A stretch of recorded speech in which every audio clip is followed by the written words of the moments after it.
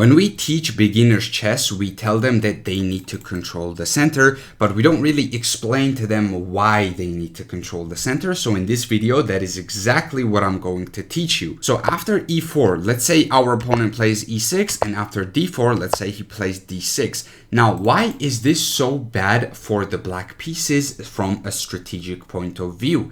Well, first and foremost, there are three main advantages to playing e4 and d4 compared to playing these very passive e6 and d6. So the first main advantage is that you take more space, therefore you will be able to control more squares, not only in the center of the board, but also you have more space, you have more scope. This bishop can go to d3, this bishop can go to e3, while black's bishops cannot really move that well. So the number one is superior space. Secondly, we always have the option of kicking out the knights. For example, let's say we play a move like bishop to d3, say they go knight f6. Now, we don't necessarily need to play e5 right away, and it's actually not a good move to play it right away, but it is still an option, and we can kick this piece out when we need to kick it out. While black does not really have option because his pawns are all the way back here. Black's structure is a bit more solid, but it's not really active. It's not actively putting pressure on white's position, while white has a constant threat here, which actively puts pressure on the black pieces. Now, to figure out when you need to actually push a move like e5 and when you need to push d5, that is a little bit more advanced, but what you need to know is that the option is always there and you don't necessarily have to rush with it right away. Even if you play e5 right now, you're still doing fine, but it's not something you have to play immediately. And going back, the third option is that the bishops are locked out, while white's bishops are free to move wherever they choose to. So this is a bit of a more clear reason why you want to free up your bishops and you want to give them as many squares as possible. But in this case, with e6 and d6, black doesn't really have really good bishops. Black has very passive bishops and they don't have a lot of scope. They can only go to e7 and d7. So this is extremely passive for the black pieces, and black does not really have a lot of options. So even though this position right here, it is solid for black, it doesn't mean that you're gonna be able to win this game right away because you played e4, d4 and your opponent played e6, d6. It doesn't mean that you're gonna win right away, but what it means is that you are going to have a more active position where you can put pressure on your opponent, and your opponent's pressure on you is going to be very limited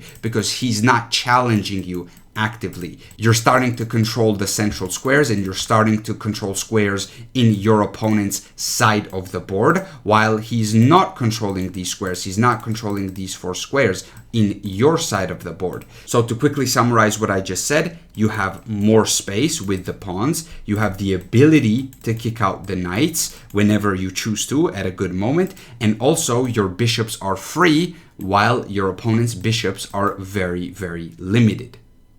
Now let's look at what happens when you don't control the center. So for example, let's say you start with e4, opponent goes g6, you go d4, opponent goes, oh no, not d6 at first, let's start with knight to f6. So let's say they start with knight to f6, so they're not challenging the center at all, they're neglecting any sort of control. In situations like this, you can go e5 and attack the knight right away.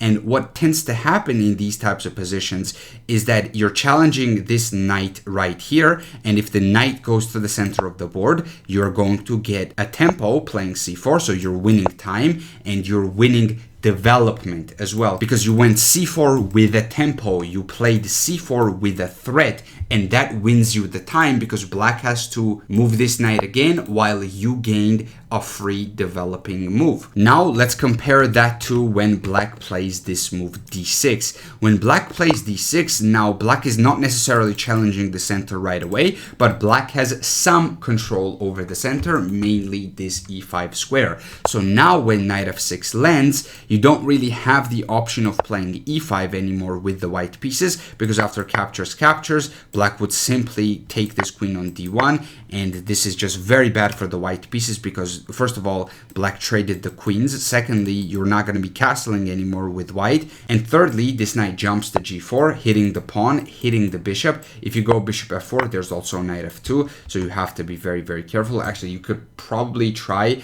a move like bishop to d4 maybe, but that's just going to run into this move, bishop to g7, and you can try some stuff here, but the problem is there's always going to be some sort of pressure here, and this is just a very uncomfortable position to deal with the white pieces. This is actually already probably lost because you have so much pressure. You can keep trying to defend this as much as possible, but ultimately what's going to happen in these types of positions is that you're going to end up with weak squares, and you're going to end up losing this bishop most likely, or losing something, because if you play c3, the bishop is still pinned, so now you run into knight f2.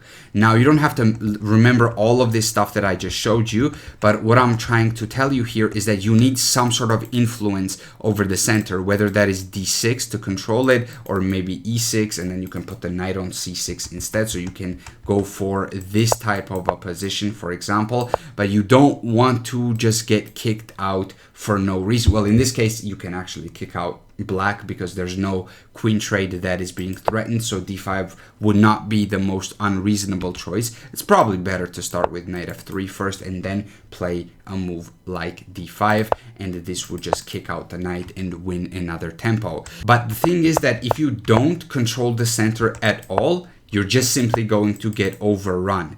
And if you jump to the center, you're going to get overrun, and this is going to be very bad. You need to challenge the center in some capacity at some point. Having a strong center and having a big center also allows you to control the direction of the game. So for example, in a position like this, you can play a move like d5.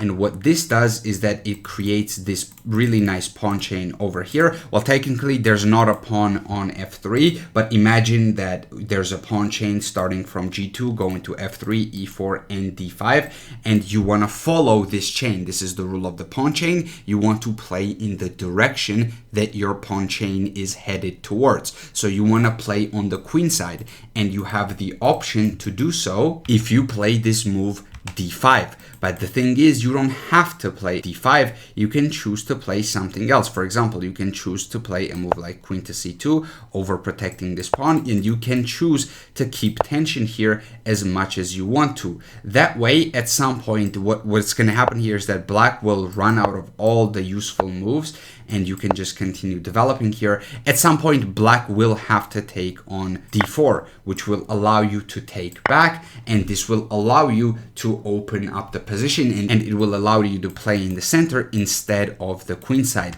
So you have that option with the white pieces. You can either push this pawn to d5, you can push the pawn to d5 to play on the queen side, or you can keep the tension and play in the center of the board. Now, because of the specific pawn structure here with d6 and e5 by black, the way black played against white, you can't exactly choose to attack the king on the king side. You would have to make some really dangerous decisions in order to go for a king side attack. For example, you would have to move the knight and play f4 and play in that fashion, but that is really dangerous and not really recommended in this specific position. However, you have some influence over the center, and you have some influence over the direction of the game. You have that option if you want to take it. You can either play on the queen side with d5, or you can play in the center by keeping the tension, keeping everything the way it is, and just simply focusing on developing moves such as bishop to e3, queen to c2, and then bringing the rooks to d1 and c1, and this is a very nice to play. d5 is also a nice way to play, but it just leads to a different type of position.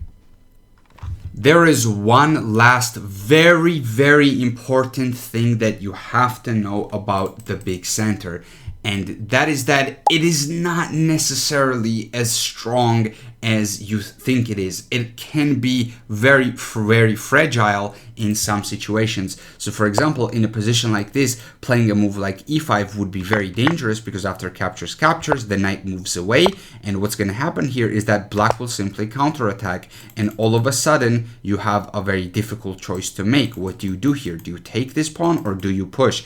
Regardless of what you do, you're going to be losing this pawn on e5. So even though this position looks completely winning to some people, this looks really, really strong, it's not as strong as you think it is. It's actually better to go knight f3 instead of a move like f4, and you still have the big center. You're not necessarily going to push e5, but you still maintain some central control while keeping some development, because this sort of wastes too much time. You don't need this much control over the center. It doesn't really give you all that much. Now, this is still a game, of course. This is a legit opening. It's King's Indian defense. It's called 4 pawns attack. But the thing is that the reason why the big center is advantageous for the side that has it is because of the space advantage that is associated with it. If you are unable to use this extra space well,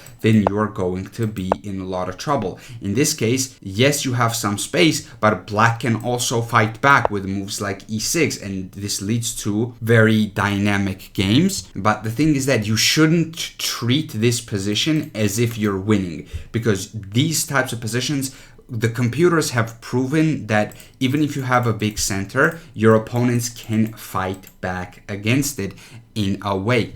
Instead of that, what you want to do is you want to balance having a decent center. So for example, C, D, and E pawns, and you don't need F pawn, for example, in this case. You want to balance your development with the center. For example, let's take the Overback, or this is the semi-Overback technically. In these types of positions, after a move like E5, you can go D5, and the reason why these big center variations or big center openings, such as King's Indian, where you give up a lot of center with the black pieces, white has the whole center here. The reason why these openings are advantageous for white is because of the space that is associated with this center.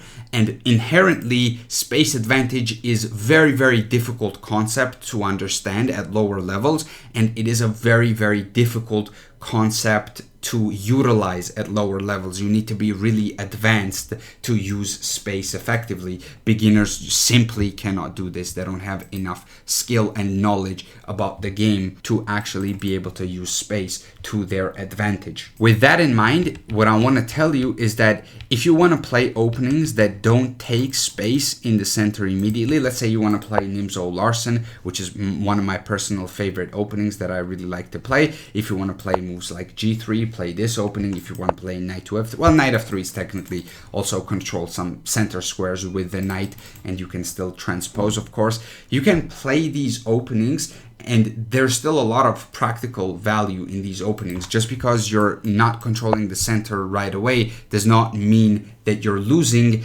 and just because you have the big center does not mean that you're going to win the game right away. A lot of people confuse that. They think that, oh, I have the big center, I'm winning. Do you know how to use your big center? Well, if no, then you need to learn how to use it appropriately, because if you don't know how to use it, then your big center is not really all that useful. And be objective in your analysis, because yes, having central control is very, very good in chess, but it's not end all be all. Just because you have a very nice center does not mean that you're going to win the game. So keep that in mind. Keep studying chess, keep studying positional ideas, and keep studying how to utilize the big center. And then and only then you're going to be winning a lot of games with your big center.